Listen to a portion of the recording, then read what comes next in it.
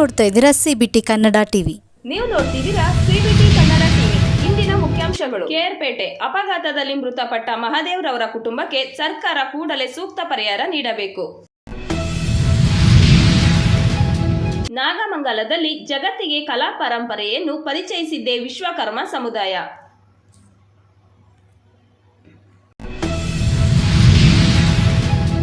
ಕೊಳ್ಳೇಗಾಲದಲ್ಲಿ ವ್ಯವಸಾಯ ಉತ್ಪನ್ನ ಮಾರಾಟ ಸಹಕಾರ ಸಂಘದ ವಾರ್ಷಿಕ ಸಭೆ ನಡೆಯಿತು.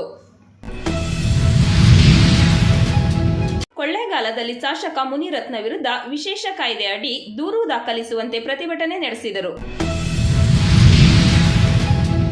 ಪಾಂಡವಪುರ ತುಮಕೂರು ಹೊಸ ರೈಲು ಮಾರ್ಗ ನಿರ್ಮಾಣಕ್ಕೆ ಸಚಿವರಾದ ಚೆಲುವರಾಯಸ್ವಾಮಿ ಮನವಿ. ಬೇಲೂರು ತಾಲೂಕಿನ ಅಬಕಾರಿ ಇಲಾಖೆ ಅಧಿಕಾರಿಗಳೇ ಕುಮ್ಮಕ್ಕು ನೀಡುತ್ತಿದ್ದಾರೆ.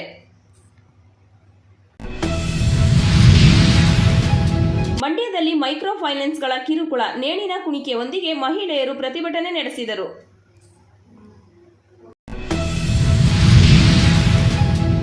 ಜಾತಿ ನಿಂದನೆ, ಜೀವ ಬೆದರಿಕೆ ಪ್ರಕರಣ ಬಿಜೆಪಿ ಶಾಸಕ ಮುನಿರತ್ನಗೆ ಕೋರ್ಟ್ 14 ದಿನಗಳ ನ್ಯಾಯಾಂಗ ಬಂಧನ ಆದೇಶಿಸಿದೆ.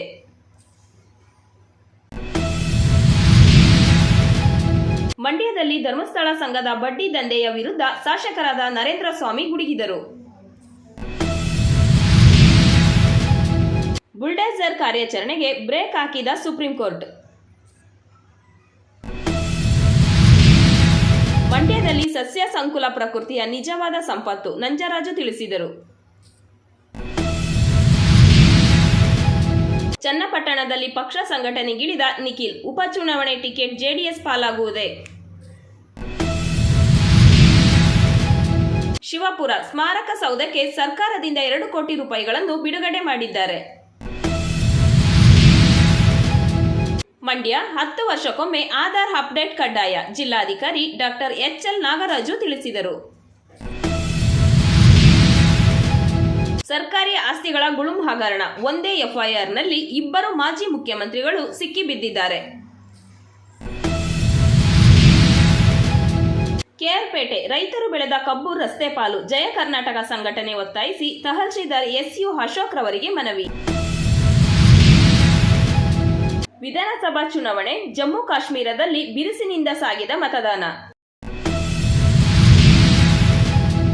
ಮಂಡ್ಯ ಮಹಿಳೆಯರ ಮೇಲಿನ ಅತ್ಯಾಚಾರ, ಲೈಂಗಿಕ ಕಿರುಕುಳ ಖಂಡಿಸಿ ಪ್ರತಿಭಟನೆ. ಕೇರ್ಪೇಟೆ ಹಾಲಿಗೆ ಕಲಬೆರಕೆ ಮಾಡಿದರೆ 1 ವರ್ಷ ಜೈಲು ಶಿಕ್ಷೆ, ಡಾಲು ರವಿ ಎಚ್ಚರಿಕೆ.